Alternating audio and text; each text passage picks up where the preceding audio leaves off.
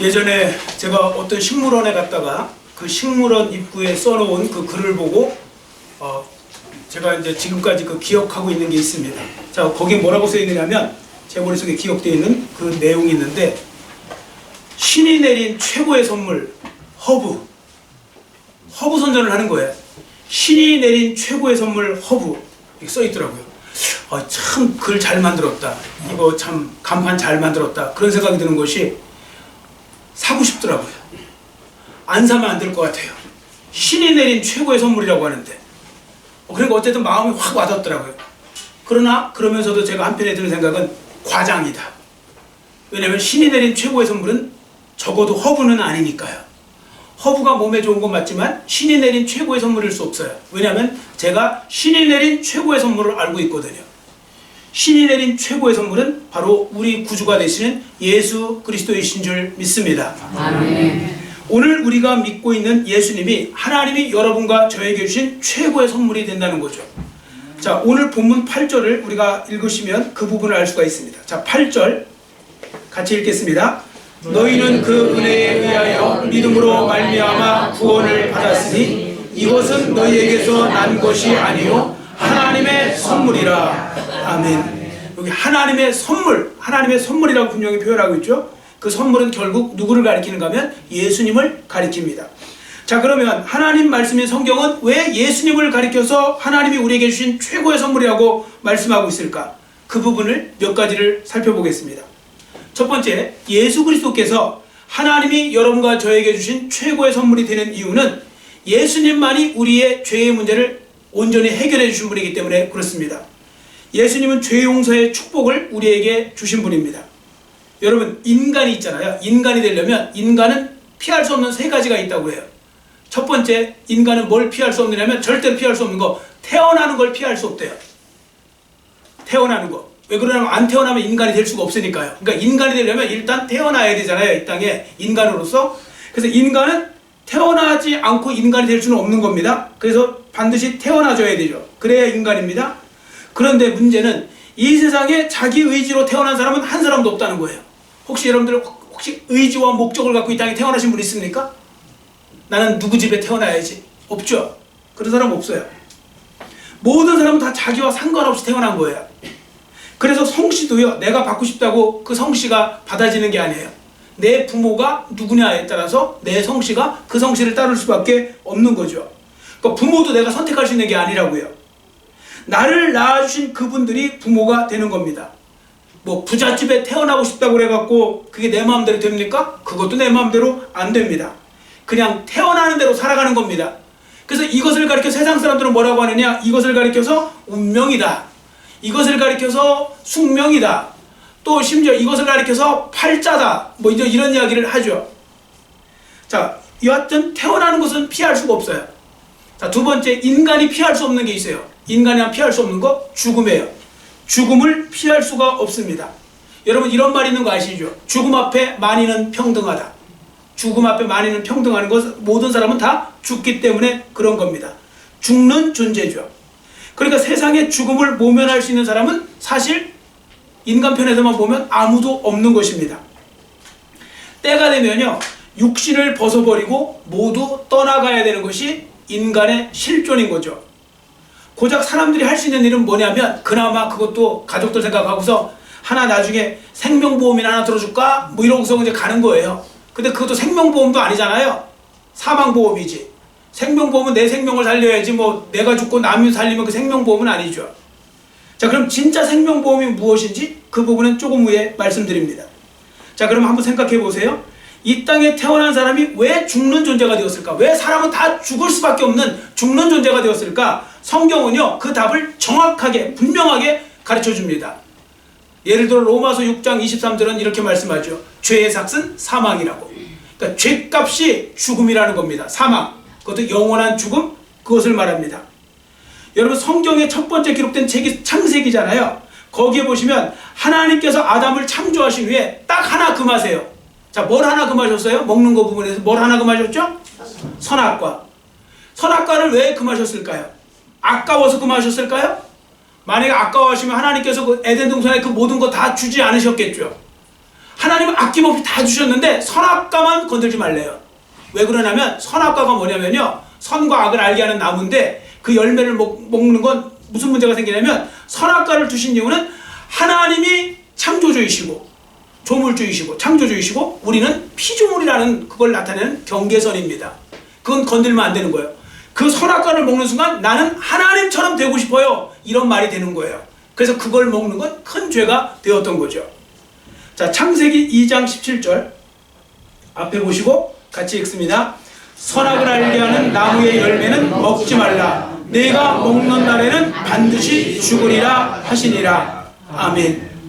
인간은요, 하나님의 말씀을 그런데 들으려고 하지 않아요. 오히려 인간을 꾀기 위해 접근해서 한 마귀의 말을 들어요. 여러분, 마귀가 뭐랬는지 아세요? 야, 그거 거짓말이야. 그거 선악과 먹으면 너희도 하나님처럼 똑똑해지고 하나님처럼 된다? 그래서 그거 못하게 하려고 하나님이 못 먹게 한 거야. 그러니까 먹어, 이렇게 한 거죠. 자, 아담과 하와는 마귀의 말을 들었습니까? 하나님의 말을 들었습니까? 마귀의 말을 들었죠. 왜 그런지 아세요? 인간은요, 자기 욕심 따라, 그러니까 자기 욕심대로 듣고 싶어 해요. 내가 소원하는 걸 듣고 싶어 해요. 여러분, 예를 들어 이런 거죠. 인간은요, 내가 욕심을 부리는 거 있잖아요. 그럼 그걸 누가 그 말 하잖아요. 그러면 나는 그게 사실처럼 들려요. 여러분, 진실 뭐 이런 거 이야기할 때 있잖아요. 조심해야 되는 게 뭔지 아세요? 내가 생각하고 욕심 부리는 걸 갖다가 이렇게 사람들은 받는 경향이 많다고요. 이건 누구나 할 것 없이 다 그렇다고요, 사람들은. 그래서 마귀의 말을 들은 거예요. 우리 생각에는 당연히 하나님 말씀 들어야지 하는데 왜 마귀 말을 들었을까? 마귀가 이렇게 말했거든요. 너가 하나님처럼 될 거야. 여러분, 사람들의 마음속에 하나님처럼 되고 싶은 마음이 있다는 거 아시죠? 있잖아요. 지금도 여러분들 방송 같은 거 보시면 이렇게 말하죠. 뭐 예를 들어서 뭐 유재석 씨 같은 사람, 유재석 있잖아요, 유재석. 그 사람 하도 좋으니까 사람들 그러죠. 윤우님. 그게 뭐냐면 하나님이라는 그 의미예요. 네? 유재석 하나님 뭐 이런 뜻이. 막 그런 존재라는 거예요. 그리고 여러분들 뭐 잘하시면 뭐라고 그래요? 신의 한 수였다고 그러죠. 그리고 뭐 이건 뭐 이 세상의 맛이 아니고 뭐 좀 뭐 이렇게 이건 하나님도 이렇게 못하실 거라고 막 이렇게까지 심지어 하는 경우도 있죠. 그게 다 뭐냐면 인간의 본성은요, 하나님처럼 되고 싶은 마음이 있어요. 다들 못 될 뿐이에요. 못 돼서 안 되는 것 뿐이지, 올라가면 그만큼 올라가고 싶은 게 인간이고, 그래서 인간에게는 다 너나 할 것 없이 권력욕이 있고 뭐 명예욕이 있고 다 그런 욕심이 있는 겁니다. 바로 마귀는 그걸 건든 거예요. 너 하나님처럼 될 거야. 하나님처럼 되고 싶었는데 하나님처럼 될 거야 하니까 그 말이 들릴 수밖에 없는 거죠. 여러분, 왜 사기꾼한테 잘 속는 사람들 있잖아요. 그 잘 속는 사람들은 자기가 그만큼 욕심 많다는 거 아셔야 돼요. 사람은 내가 욕심이 많잖아요. 그러면 사기꾼한테 그 얘기 해주면요, 홀랑 넘어가요. 홀딱 넘어간다고요. 그래서 조심하셔야 됩니다. 여하튼 그 결과 그들이 하나님처럼 되었느냐? 아니죠. 당연히 죽었죠. 하나님이 이렇게 말씀하셨거든요. 미리 경고하셨잖아요. 너희 선악과 먹으면 정령 죽을 거다. 근데 마귀는 하나님처럼 될 거다. 그래서 홀랑 먹어버리니까 진짜 죽는 존재가 되어버린 겁니다. 하나님 말씀이 맞았죠. 바로 여기서부터 인간은 모두 죽는 존재가 된 것입니다. 자, 로마서 3장 23절 앞에 보시고 같이 읽습니다.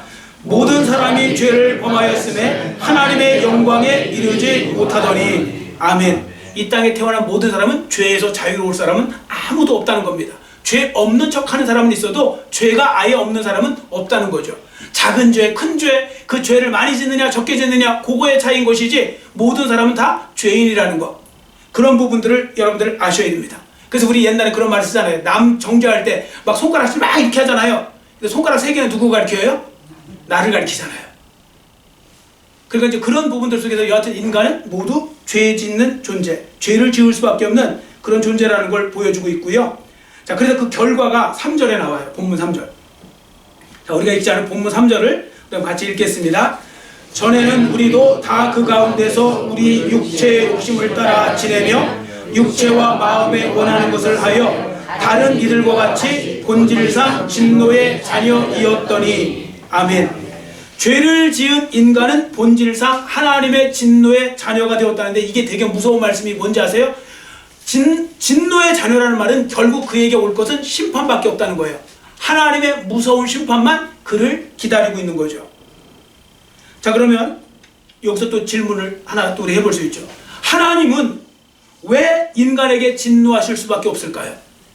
그건 바로 인간의 죄와 관련이 있습니다. 여러분, 하나님의 성품을 우리가 이야기하죠. 하나님은 뭐 어떤 하나님 할 때 하나님의 성품 중에 대표적인 성품을 크게 두 가지로 이야기해요. 첫 번째, 하나님은 사랑의 하나님. 또 하나는 하나님은 공의, 정의의 하나님, 공의의 하나님이라는 표현을 쓰거든요. 그 하나님은 사랑과 공의의 하나님이신데 그 공의와 사랑의 하나님이 우리 인간 때문에 굉장히 고뇌를 하시게 됐어요. 왜 그러냐면 인간이 죄를 지어갖고요. 인간이 죄를 저으니까 이게 하나님 쪽에서는 복잡한 거예요. 되게. 자, 보세요. 공의로우신 하나님이라는 건 뭐냐면 하나님이 재판장이라는 뜻이에요. 그럼 하나님은 죄를 지었으면 벌을 줘야 되고 그것에 대해서 책임을 물어야 되고 그것에 대해서 하나님께서는 어떻게 처벌을 하셔야 돼요. 자, 그런데 하나님은 한편에서 사랑의 하나님이세요. 그래서 그 사랑의 하나님이시니까 그 하나님이 우리를 처벌하기를 원하지 않으시는 거예요. 사랑이 많으시니까. 그래서 충돌이 되는 거예요. 그럼 어떤 분은 왜 하나님은 우리를 사랑하실까요? 이렇게 질문하세요. 왜 사랑하시냐면 거기도 여러 가지 이유가 있지만 그 중에 하나가 바로 뭐냐면 우리가 하나님의 작품이기 때문에요. 여러분과 제가 하나님의 피조물입니다. 여러분 스스로 난 것이 아니고 하나님의 피조물로 우리가 이 땅에 태어난 거 아닙니까? 여러분, 사람은요 자기가 만들고 관심 기울인 것 여러분들 되게 사랑스러운 거 아시죠? 여러분들 예를 들어서 애기들 보세요. 막 유치원생들 뭐 만들고 글 쓴 거 보면 우리가 볼 때는 어이가 없잖아요. 그죠? 이걸 뭐 만든 거라고 만든 건가? 뭐 이래서 별것 아닌 줄 알고 그냥 이거 뭐 쓰레기인 줄 알고 이렇게 버리면 막 애가 막 엉엉 울죠? 자기 거 건드렸다고. 걔한테는 되게 소중한 거예요. 왜? 지가 힘들어서 만들었거든요. 이렇게 만든 거랑 관심도가 달라요. 여러분, 관심도가 다른 거 아셔야 돼요. 제가 웃자고 그냥 드리는 말씀이에요. 여기 있는 예를 들어서 뭐 강단에 제가 꽃 같은 거 있으면 어떤 분들 저한테 얘기하세요. 바꿀 때 되지 않았어요? 바꿀 때 되지 않으셨어요? 그렇게 이야기할 때요. 특히 올해 초에 베고니아인가 그거 할 때는 제가 그 맨날 저기다가 잘 자라라고 창문 열어놓고 아침에는 옮겼다가 또 저녁에 다시 또 새벽 예배 드리기 전에 갖다 놓고 이렇게 하고서 물 주고 막 신경 쓰고 막 쓰다듬고 막 이러면서 있었거든요. 근데 그러니까 저는 걔가 조그만 뭐가 나와도 막 너무 좋은 거예요. 막 사랑스러운 거예요. 근데 그거 관심 없는 사람들은 다 지금 뭐 조금 엉망진창 됐네. 그러면서 빨리 가르라고. 근데 그게 다르더라고요. 저는 사랑스러운 거예요. 하나님이 우리를 창조하셨기 때문에 우리가 사랑스러운 거예요. 그 사랑스러운 인간을 하나님은 처벌하기가 어려우신 거예요. 그러나 공의 하나님이 안 처벌할 수도 없어요. 근데 그런 속에서 하나님이 행하신 일이 있어요. 하나님의 사랑이 공의보다 더 크세요. 그래서 하나님은 이렇게 말씀하신 거예요. 자, 요한일서 4장 10절 앞에 보시고 큰 소리로 같이 읽습니다. 사랑은 여기 있으니 우리가 하나님을 사랑하는 것이 아니요 하나님이 우리를 사랑하사 우리 죄를 속하기 위하여 화목제물로 그 아들을 보내셨습니다. 아멘. 여러분 기억하시기 바랍니다. 하나님께서 예수님을 이 땅에 보내신 이유는 하나님의 사랑과 공의의 문제를 동시에 해결하시려고 그런 거예요. 자, 흔히 하는 비유를 한번 제가 들어볼게요. 어떤 청년이요 오토바이를 타고 가다가 사고가 났어요. 사고가 나서 이제 재판을 받으러 이제 재판장이 딱 섰는데 우와, 재판장이 자기 아버지예요. 야, 세상에 내가 이제 운이 좋구나. 잘 되려고 하니까 아버지가 재판장이네. 그랬어요. 그래갖고 이제 막 거기서 이제 아버지가 무죄한 줄 알고 이제 무죄 내려줄 줄 알고 이제 기다리고 있는데 갑자기 아버지가 그러는 거예요. 배상 1,000만 원 물어내라고. 상대편에 주라고.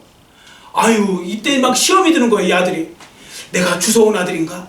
어떻게 나한테 이럴 수가 있지, 아버지가? 막 그러면서 너무 속이 상해갖고 막 울었어요. 울고 막 있어요. 어쨌든 어떻게 판결 났고 이제 나온 거예요. 이제 아버지한테 제대로 이제 삐친 거죠. 근데 그때 아버지가 오는 거예요. 그 재판장이. 그러더니 봉투를 하나 내밀어요. 이거 1,000만 원이다. 갖다 내라. 아니, 그럼 이렇게 하실 거면 아까 진작 좀 이렇게 무죄하시지. 이걸 왜 지금 주냐고. 아버지에 대해서 오해하지 않았느냐고. 그랬더니 그 재판장이 이렇게 말해요. 야, 이놈아. 네가 내 사랑하는 아들이라고 해갖고 너 무죄해버리면 나는 네 사랑하는 아버지는 될지언정 이 나라에 내가 재판장으로서 나는 불의한 재판장 되는 거 아니냐.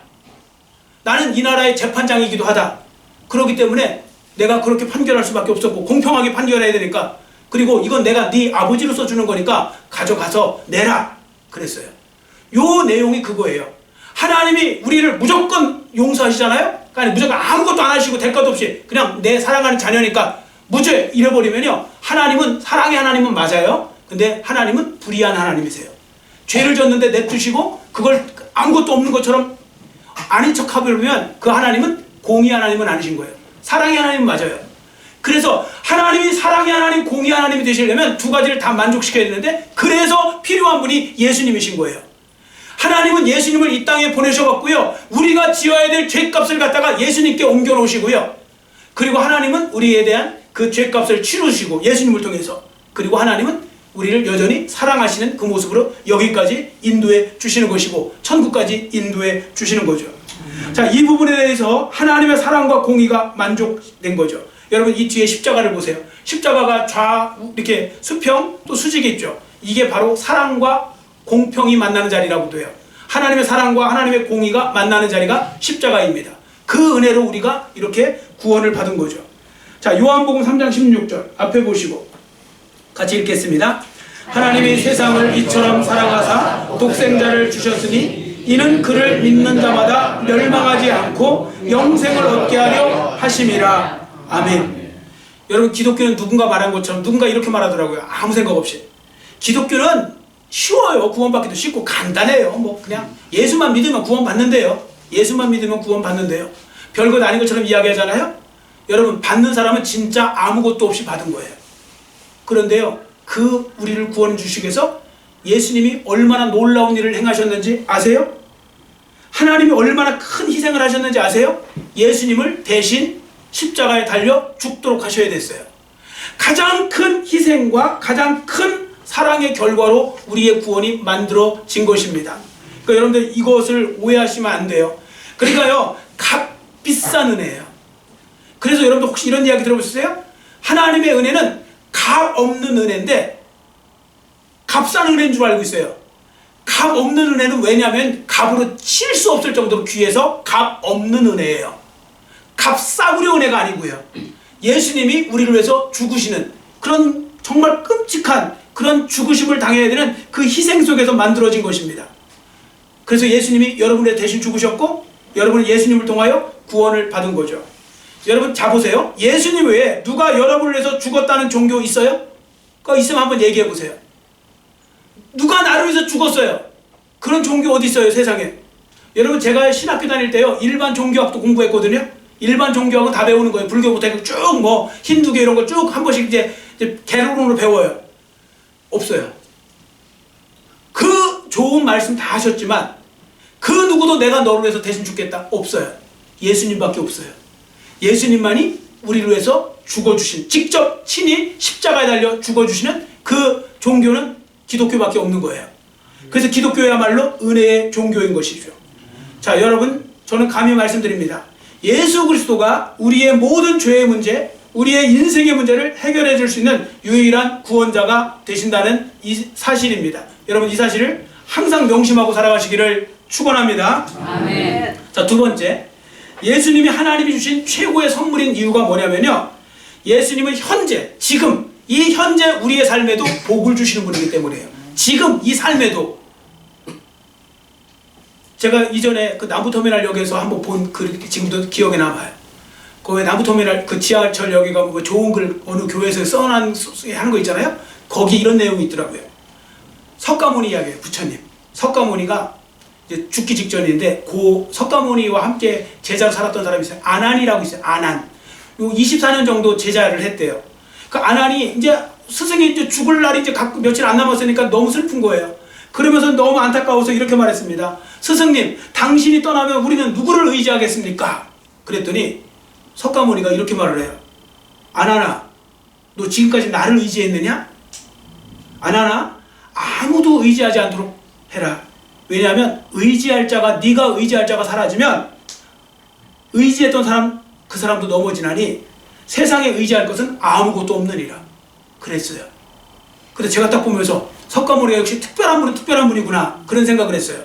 그런 깨달음이 있다니. 왜 그런지 아세요? 지금 대부분의 사람들은 그 생각 못하고 살아요. 말로는 그렇게 하는 것 같죠. 정작 그들은 그렇게 살지 않아요. 어떻게 살아요? 그들은 많은 어떤 그런 부분들 속에서 자기에게 영원히 의지할 수 있는 사람이나 재물이나 권력이 있다고 생각하고 살아요. 착각하고 사는 거죠. 세상 사람들이 그래서 지금 하는 일이 뭔지 아세요? 많은 사람들은 젊어서 열심히 돈을 벌어야 된다고 생각하고요. 또 능력 있는 친구를 사귀어 놓거나 높은 자리를 차지해야 된다 뭐 이렇게 말해요. 자, 왜 그럴까요? 그것들이 나를 끝까지 영원히 붙잡아 줄 거라고 생각하기 때문에 그런 것입니다. 근데 그런 거 세상에 있어요, 없어요? 없어요. 석가모니가 제대로 말한 것입니다. 자, 그래서 석가모니는 이렇게 말하는 거예요. 이 세상에는 내가 끝까지 의지할 것이 없고 세상을 의지하면 반드시 넘어지게 된다. 이제 그런 말을 한 거거든요. 그래서 우리가 뭘 자꾸 사람을 의지하거나 뭐 그 재물을 의지하거나 이렇게 되면요, 언젠가 제대로 당할 날이 와요. 그러니까 그 무엇도 우리가 의지할 게 없어요. 그러니까 제가 그 말을 들으면서 아, 진짜 옳은 말씀 하셨다. 참 특별한 분이구나 생각했어요. 그러면서도 한편에 또 다른 생각이 하나 들었어요. 그건 저로 하여금 되게 행복감을 느끼게 만들었어요. 그게 뭔지 아세요? 그런데 나한테는 영원한 의지처가 있네? 이 세상의 것이 아니에요. 하나님이세요. 영원한 하나님 예수님께서 나의 영원한 의지처가 되시는데 나는 이 땅에서 그걸 누리고 있네? 그렇게 생각하니까 행복해지는 거예요. 여러분과 세상 사람들의 차이점이 그거예요. 세상 사람들은 지금 다 사라지고 없어지고 허무한 것을 붙잡고 있을 때 여러분은 영원하신 하나님, 영원하신 예수님, 그분을 붙잡고 살아가시는 거예요.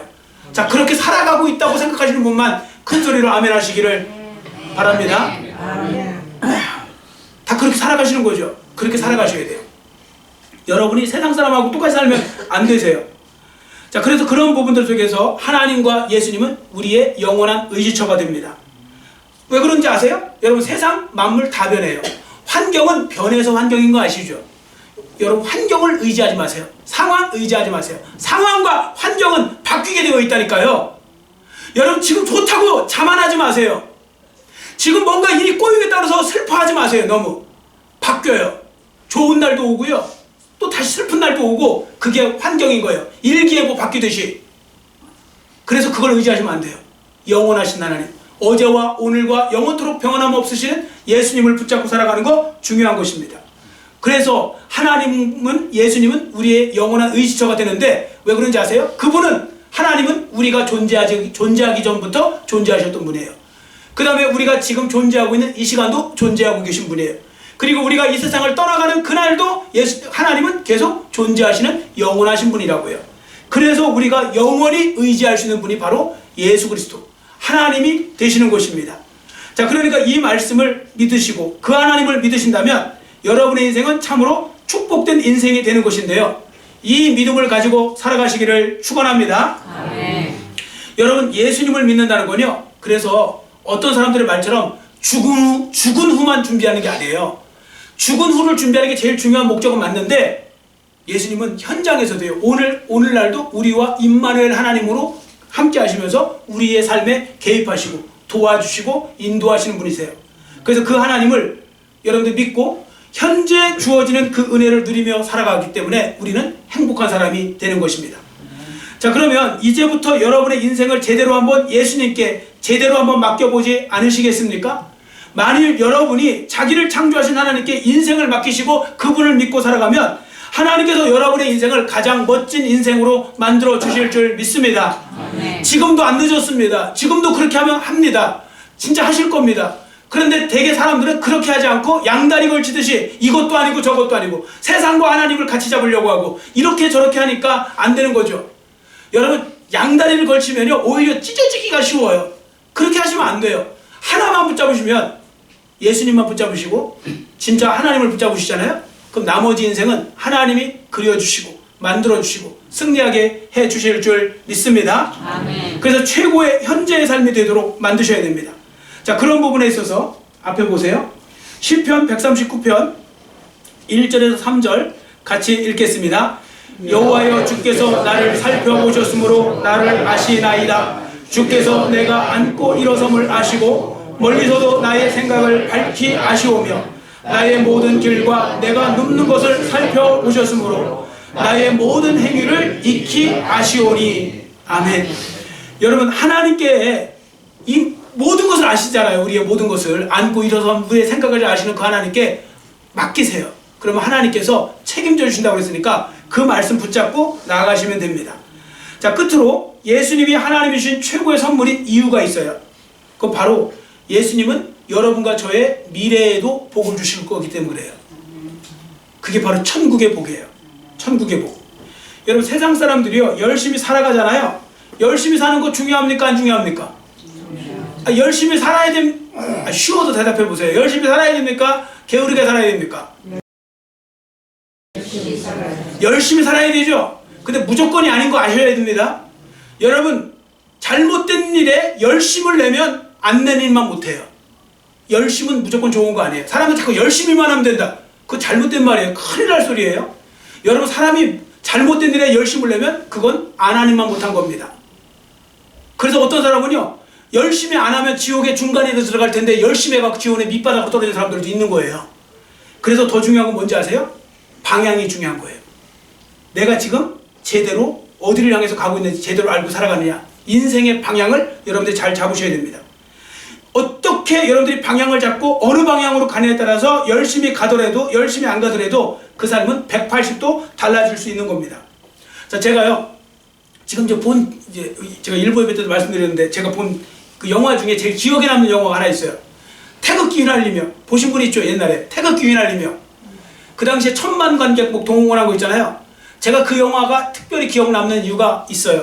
그게 영화 내용 때문이 아니라 그 영화 때문에 생겨난 해프닝이 있어요. 그것 때문에요. 그 영화 표를 2장을 받았거든요. 그 선물을 왜 받았냐면 그 영화 제작진의 어떤 감독, 어느 파트의 감독의 어머니가 권사님이셨어요. 제가 섬기는 교회. 그래서 선물로 주신 거예요. 그래서 이게 이제 모처럼 그러면 우리 아내랑 데이트 한번 해봐야 되겠다 해갖고, 그래서 저희 집사람하고 둘이 이제 가려고 이제 시간을 다 정해놨어요. 이제 저희 아내는 애들을 맡겨놔야 될 거 아니에요. 애들이 어렸을 때라. 그래서 애들을 맡기러 이제 어디 이제 그 처갓집 있는 쪽으로 갔었고, 그리고 이제 저는 이제 집에서 좀 천천히 출발해갖고 그 코엑스 일관 메가박스 거기서 이제 만나기로 한 거예요. 10시 40분에 만나기로 했어요. 그 10시 40분에 만나기로 하고서 저는 딱 시간 대충 맞게 해갖고 나갔어요. 그리고 오늘은 쉬는 날이니까 헐렁하게 그냥 캐주얼하게 입고 그냥 주머니에 두고 700원 넣고 갔어요. 올 때는 걸어와야지 앞서. 그래서 700원이 왜 700원이냐면 그 700원이 그 당시에 버스비였어요. 그 버스비였을 때 그 마을 버스비인가 아니면 뭐예요? 버스비였어요. 그래서 제가 이제 타려고 이제 딱 준비를 하고 있는데 버스가 안 와요. 시간은 다 돼가는데. 와, 정말 짜증나더라고요. 사실 불평이 나왔어요. 아이 또 이게 오늘 버스가 안 와? 뭐 이러고 있는데, 그래서 오늘 큰맘 먹고 오늘 택시 한번 타보자. 오늘은 택시 타는 날. 그래서 택시를 잡으려고 딱 그래서 택시비 이제 하려고 이제 주머니를 이렇게 손을 이렇게 더듬어 보니까 지갑이 없어요.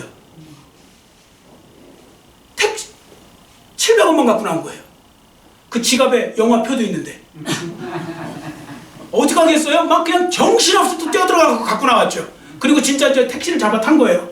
그리고 시간을 아슬아슬하게 맞춰서 가기는 갔어요. 이제 코엑스까지 갔는데, 그때 제가 그 가면서 2가지 생각을 했어요. 첫 번째는 뭐냐면, 모든 것을 합력하여 선을 이루시는 하나님이 나와 함께 계시도다. 모든 것을 합력하여 선을 이루시는 하나님. 여러분, 사실요, 그때 제가 막 투덜거렸을 때 사실 택시 잡으려고 했을 때 저 뒤에서 버스가 오고 있었어요. 그 버스가. 근데 여러분, 그 버스가 1분만 일찍 왔으면요, 저는 그냥 아무것도 없이 가는 거예요.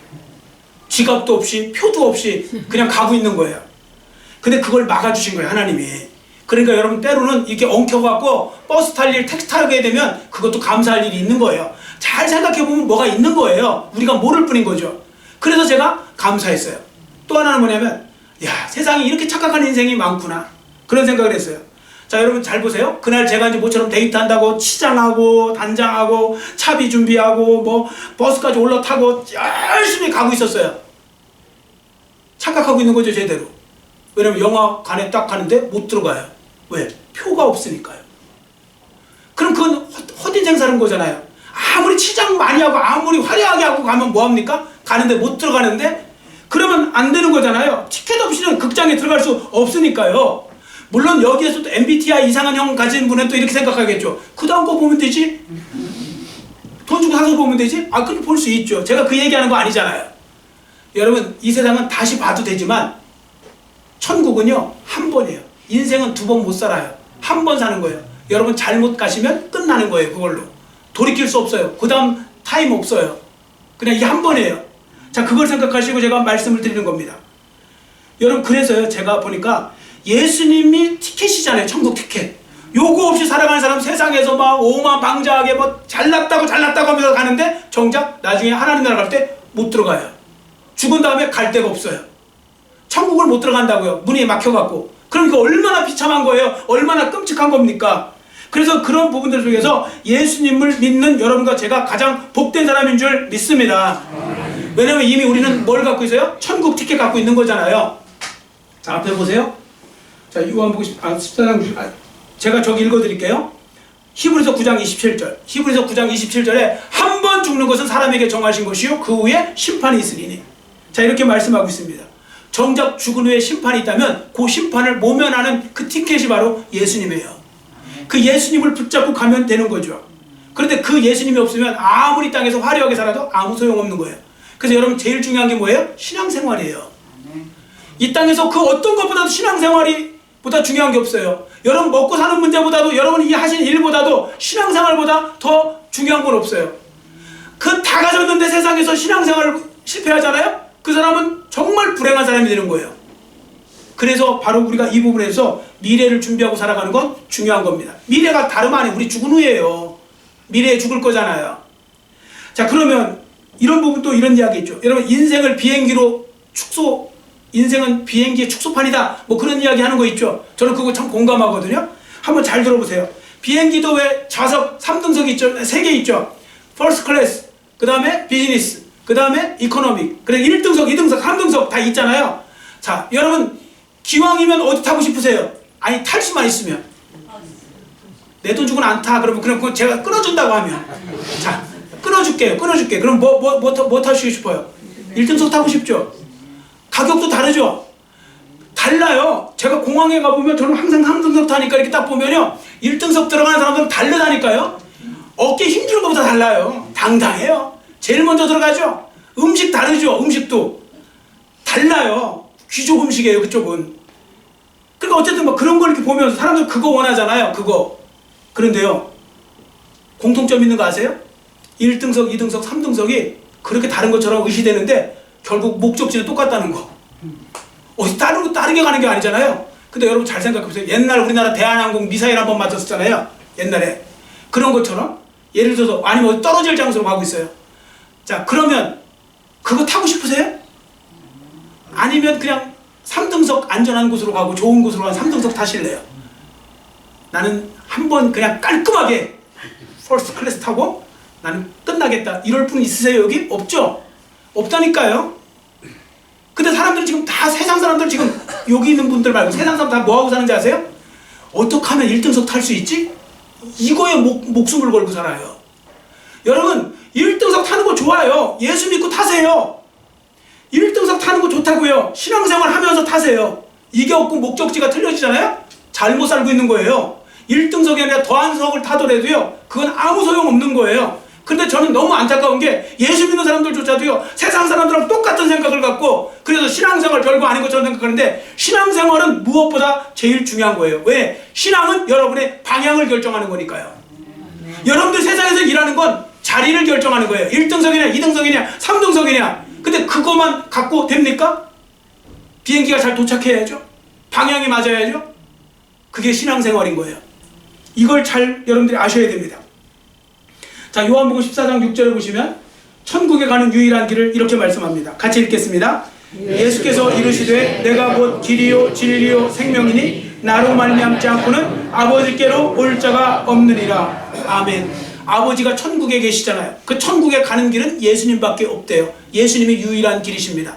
그러므로 여러분들 이 말씀을 잘 기억하시고요. 혹시 내가 지금 너무 세상 사람하고 똑같은 방향 없이 열심히만 많은 것을 갖고 소유냐 존재냐 하는데 소유만 갖고 살아가지 않는가? 에릭 프롬이 그런 이야기 했죠. 소유냐 존재냐, 그 유명한 책 썼잖아요. 에릭 프롬. 그 제목만 봐도 참 의뢰되지 않아요? 소유냐 존재냐. 많은 사람들 다 소유로 인해서 살아요. 얼마만큼 더 많이 가질 거냐, 얼마만큼 더 높은 걸 가질 거냐, 얼마만큼 더 큰 차를 타고 더 큰 집에서 살고 더 큰 것을 누리고 더 높은 데로 올라가고. 그런데 그건 소유의 문제예요. 그 존재가 없어지잖아요? 아무것도 없는 거예요. 딱 여러분들이 오늘 숨 끊어지는 날, 여러분 모든 건 다 놓고 가셔야 돼요. 아무것도 아니라고요. 중요한 건 내 존재가 어디로 가느냐가 중요한 겁니다. 이 말씀을 잘 기억하시고 여러분도 최고의 선물이 되신 예수님을 더 잘 믿고 살아가시는 하나님의 자녀들 모두가 되시기를 간절히 빌고 원합니다. 아멘. 기도하겠습니다. 사랑의 하나님 아버지, 오늘 최고의 선물이 예수님이라는 말씀을 통하여서 하나님의 음성을 들려주셔서 감사합니다. 하나님 아버지, 우리가 조심하지 않으면 세상 사람들한테 물들어갔고 세상 사람들이 살아가는 방식이 마치 옳은 것처럼, 그것이 대단한 것처럼 생각하여 우리도 그렇게 열심히만 살고 방향도 생각하지 않고 그저 얼마만큼 많은 것을 소유하느냐, 얼마만큼 그런 부분들을 가지려고 하느냐, 이런 부분에만 너무 매몰되어 살아가고 있는 것은 아닌지 돌아보기를 원합니다. 하나님, 진짜 중요한 것은, 소유보다도 더 중요한 것은 바로 존재이고 내 존재가 어디로 가고 있느냐가 중요한 것입니다. 지금 이 땅에 살면서 많은 사람들은 사람들의 부러움을 받지만 정작 그들의 종착지는 전혀 정말 어떻게 보면 심판의 자리, 진노의 자리, 지옥의 자리로 또 갈 수 있는 것, 이것을 생각해 보면 우리가 어떤 목적을 갖고 살아가느냐는 정말 중요하다는 것을 말씀을 통해 확인하게 됩니다. 이 말씀 다시 한번 기억하면서 우리가 앞으로 나머지 인생 속에서 더욱더 주를 향해서, 주님을 위해서 믿음 생활 잘하고 끝까지 믿음 생활만큼은 잘해 나갈 수 있는 하나님의 자녀들 모두가 될수록 은혜 베풀어 주시옵소서. 감사드리오며 예수님의 이름으로 간절히 축복하오며 기도드렸사옵나이다. 아멘. 284장 부르시면서 준비하신 예물 드립니다. 284장입니다.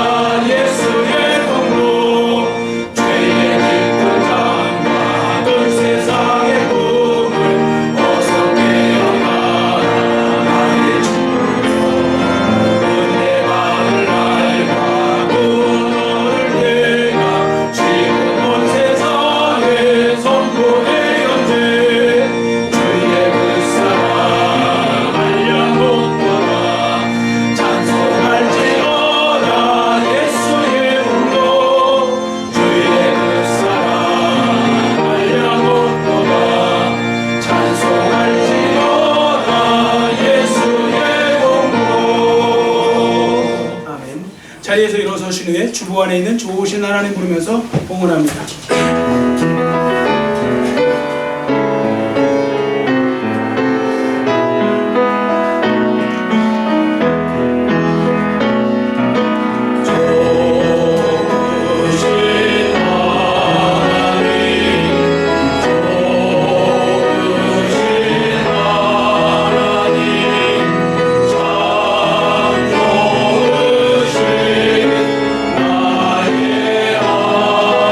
나의